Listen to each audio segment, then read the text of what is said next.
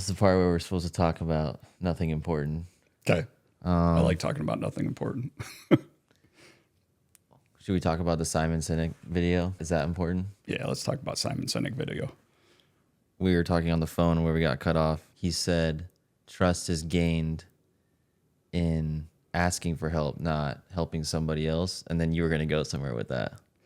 Yeah, I think that was probably one of the coolest comments through that video. They're talking about friendship, and it's most people think that you gain trust by giving to others, doing something for others. But to truly show vulnerability and the willingness to be open, you have to say, I need help. And that's what lets your friends know that you're really available, that you're there, and that you're authentic. Because if all you do is help somebody and they can't give back or they don't get anything from you, then there's no real level of vulnerability. And it doesn't say you can trust me. It says you can rely on me if I help you, but it doesn't say you can trust me. If I ask you for help, like I did, now you know that I'm trustworthy because I'm willing to be vulnerable and say, I don't know everything. What have you experienced with people that you've noticed have tendencies to not want to be vulnerable up front? What do you have to walk them through? What is usually the first step to like get that unlocked, to feel more comfortable asking for help? Well, I think as kids, we're taught right off that being vulnerable is bad. Mom, I spilt this milk. What's wrong with you? I was vulnerable to my mom. Hey, I spilt the milk. She said, what's wrong with me? Right there, she's taught me that being vulnerable is bad. And most of our parents do it inadvertently. They're not trying to tell us that being vulnerable is bad. They're upset because you spilled the milk. Now they got something else they got to do that they didn't plan on. So from early on in childhood, we learn that being vulnerable is a bad thing. And our amygdala in our brain treats everything as I'm going to die until it realizes we're not. Its whole function is for fight, flight, or freeze. And it first freezes, and then it decides, do we need to fight or flight? And in doing so, our amygdala is really good at keeping us alive, but it's really bad at running day-to-day operations or doing life. So from an early age, we're taught vulnerability is bad. And then we go through stages of relationships. We break up. Hey, I was vulnerable. That person hurt me. It reinforces that vulnerability is bad. So when you get to the point of an adult, and especially for men, we're taught asking for help is weakness. And for me as a man to say to somebody else, I don't know what I'm doing, I don't have it, that's me being genuine and real and saying I'm exposing myself to you for the ability to hurt me because I've told you I don't know everything. Where is the amygdala in the brain? Down here. In the back? It's the lowest functioning part of the brain. What is like if we think of the black box and white box analogy, and if saying, hey, you spilled the milk, like what's wrong with you is black, what would white sound like as a parent? Oh, honey, you spilled the milk. That happens. Let me help you clean it up.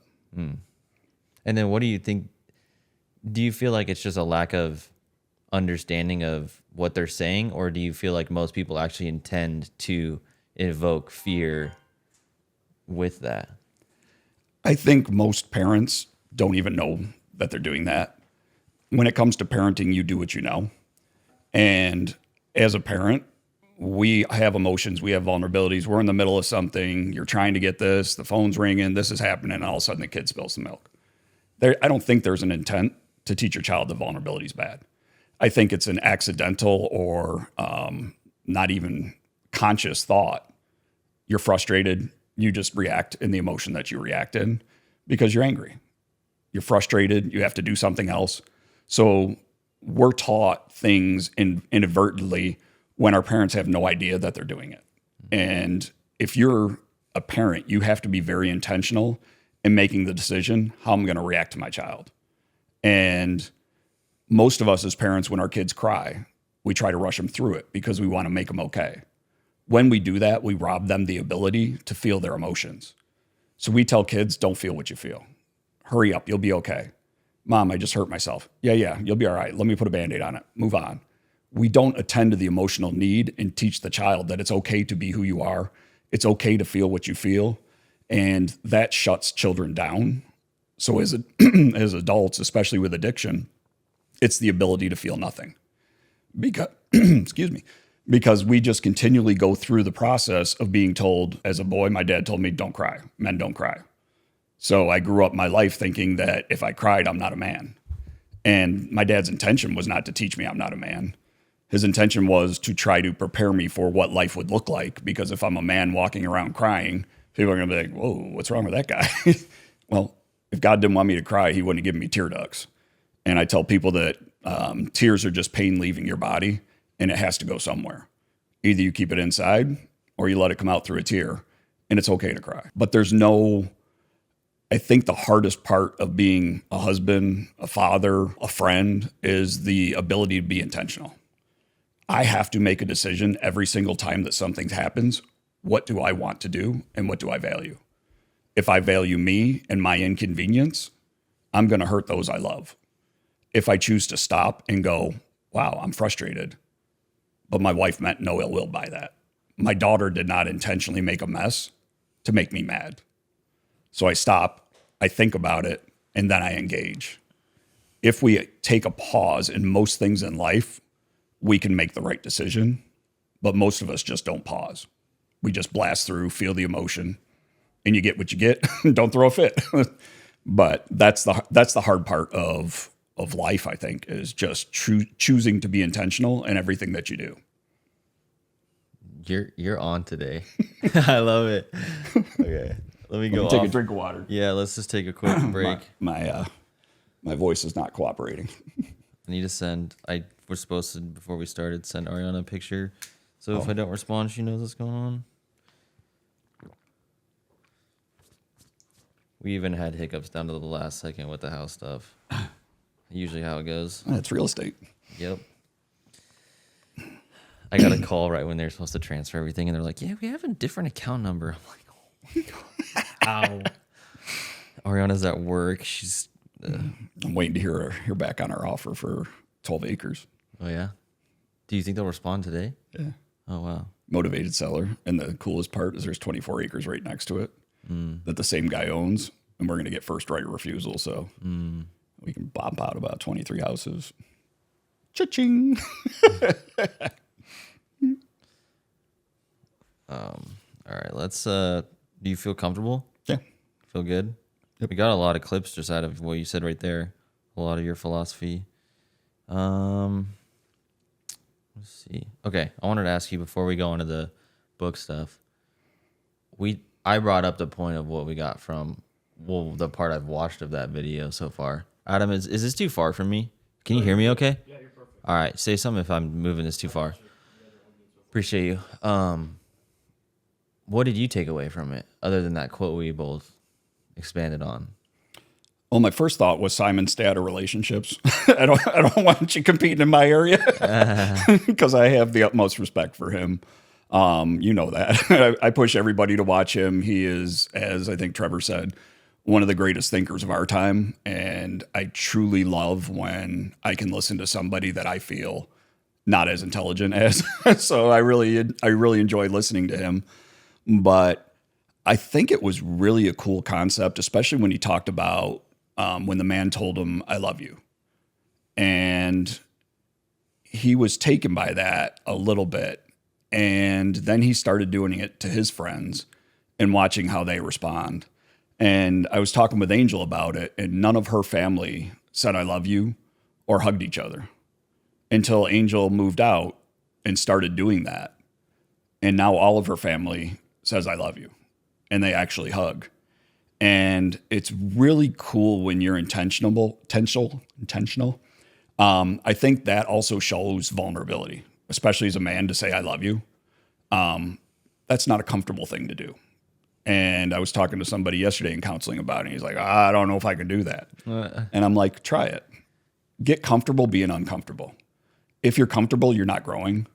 So I really think it's cool if we think about friendships. How many times in your life have you stopped and said, "Am I a good friend?"